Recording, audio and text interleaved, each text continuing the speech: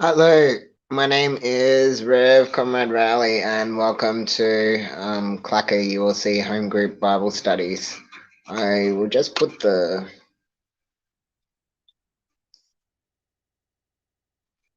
yes, cool. So my apologies for running a little bit late today. I've had to switch over to using my mobile, and I'm still getting used to it. Today we're going to be talking about Genesis 13. And sorry, Genesis 24, I beg your pardon, we're going to be talking about. And behind the text of Genesis 24, as we know, the author was Moses. It was written sometime between 850 and 550 BCE. It's really, it's a mythological story, i.e., in that it shouldn't be taken literally. However, there is some historical significance behind it in terms of it traces the origins and history of Israel. At this point in time, by the time we get to Genesis 24, however, it's set in the post-exilic period. So, and in this particular case, Abraham sends this particular passage is focused around the covenant of marriage, and around the question of marriages around the question of arranged marriages and foreign marriages with foreign spouses. So Abraham sends the background, and so behind the text, the background is that Abraham sends around to look for a spouse. But there are taboos against marriages with the Canaanites. That dates back to the story of Noah, when the world had corrupted. When the Canaanites had been responsible for the corruption, the corruption, and the corruption and the destruction of the planet. So. As I said, it is set in the post-exilic period, and also on the expansion. It proceeds at a leisurely pace, and the importance of this is God's guidance for both Abraham and the heirs in this particular situation, in this particular passage. Within the text, we can see primarily this text is based on Isaac's marriage. However, we can break the text up into into a four-part story. So part one is seeking seeking the spouse, and in seeking the spouse, God is really trying to advise Isaac to do it for love, not just out of a sense of duty or obligation, and it can't be a forced marriage.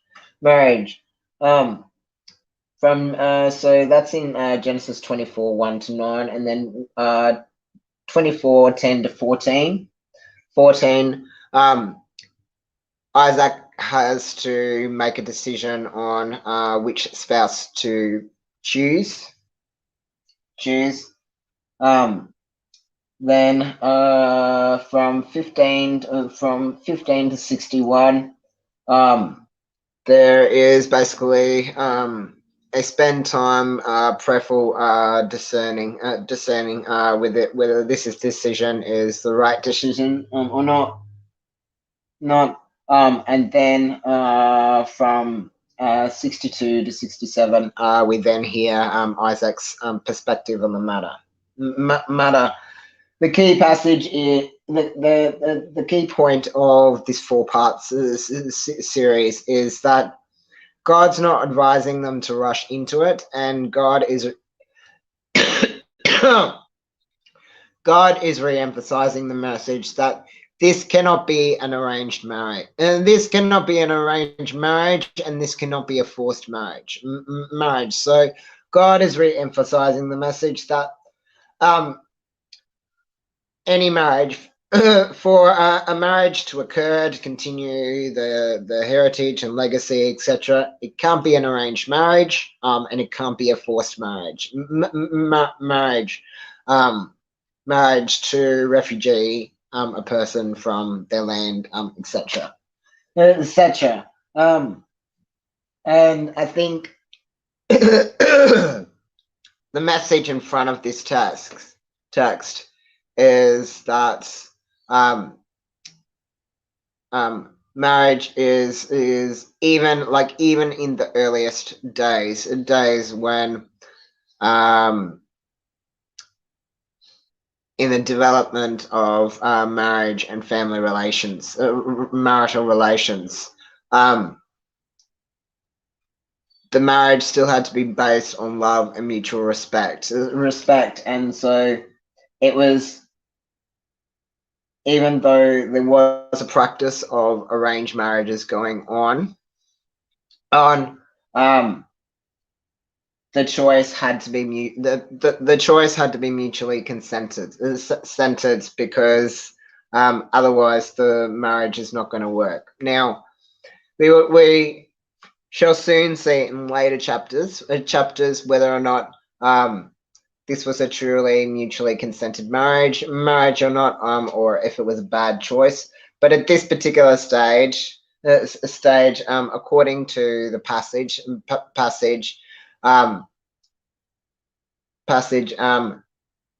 the decision is for this marriage to take place, and it's done, as far as I'm aware, it's done under mutual consent,